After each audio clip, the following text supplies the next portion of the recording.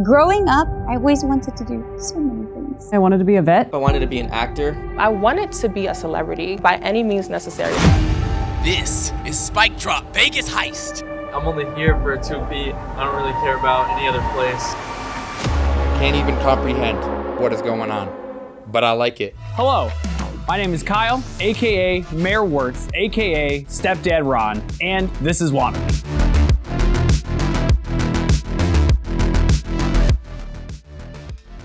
I'm your stepdad, and stepdads have to prove themselves. Old people just have money out? They were in the Great Depression. They're hiding everything.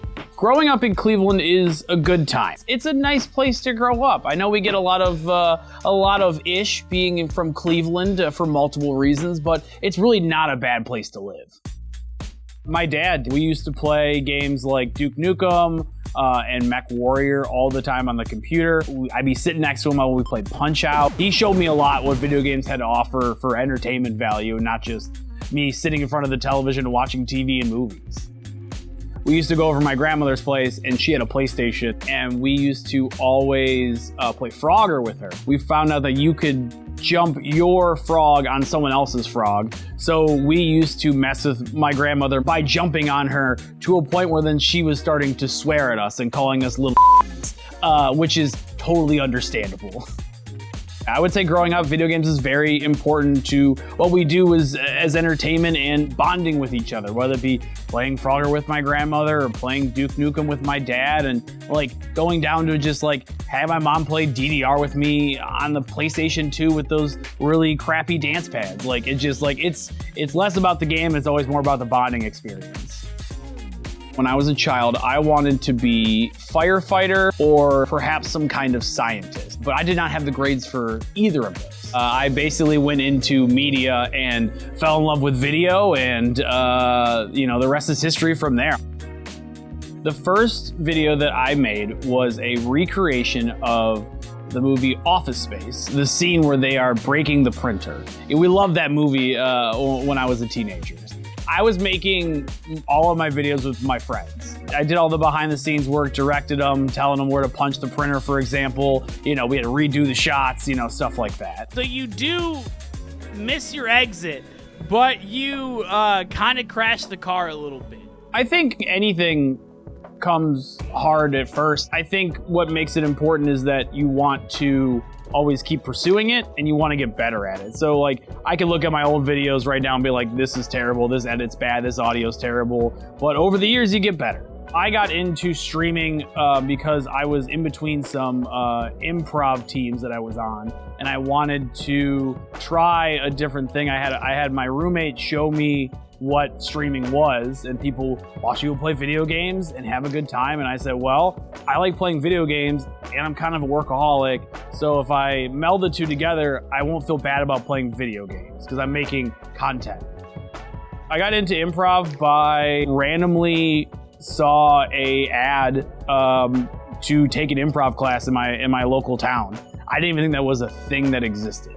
And I did that right out of college, and just for fun, because I just wanted to see, because I wanted to say like I could be kind of like Drew Carey or Greg Proops or whatever, and I've been doing it ever since. Streaming kind of took more of the front hold on that, but streaming, in my opinion, at least how I stream, is basically almost all improv. It's just the basis is maybe a game or a cooking thing or something silly online, but I still always do improv, just more solo instead of with other people. Dear stepdad, thanks for forgetting my birthday and not picking me up at the baseball practice. Here are the pinatas you promised to set up for my party. Enjoy all these ingredients for all the food you were supposed to cook for my birthday. Love, Stepdad Brian. P.S. I hate you, Stepdad Ron. I met my wife on OkCupid. She didn't respond right away, so I thought that maybe it wasn't meant to be, but we started hanging out and going on dates and whatnot. She lived almost an hour away from me, but I felt quite a connection with her, and I wanted to make that work. I started streaming during our relationship, so she got to see me streaming from just a random kid on a computer to where I am now. My family supports me, she supports me, it's wild. I go tease, 'cause I'm all about that dad life. Socks and sandals, I'm here for OTK's Elevated. I had just come back from the hospital. I had a ulcer erupt in my stomach, and just everything in the insides was coming out. And I saw a Twitter post about this OTK Elevated event, and I said, this sounds like a really fun opportunity to do some cool stuff. I had my wife get my tripod because I could not even lift it because of the surgery. And I filmed a video, and here I am 8, 9, 10 episodes later, just doing this on a weekly basis. It's wild. Showcase you as a person, show what you do on stream, why you should be involved in this contest, and show clips of things that you do. So I sat in front of all of my televisions, I did my video, I showed some clips of me moving around and stuff like that. It was a good time. I like doing those kind of videos. Hello folks, Mayorwertz here, aka your stepdad Ron, aka OTK's Elevated competition winner. We got games. Burn the old. Get out of here. IRL. Cooking. It doesn't have the little shaky thing on it. Before streaming, I would make comedy videos about whatever I wanted. I had a video go viral where it was Guy Fieri eating food to Johnny Cash's Hurt, and I made that while I was at a job that I did not like very much. I sent it to my sister, and my sister said, you cannot put this out. You definitely can't do this. And then I did.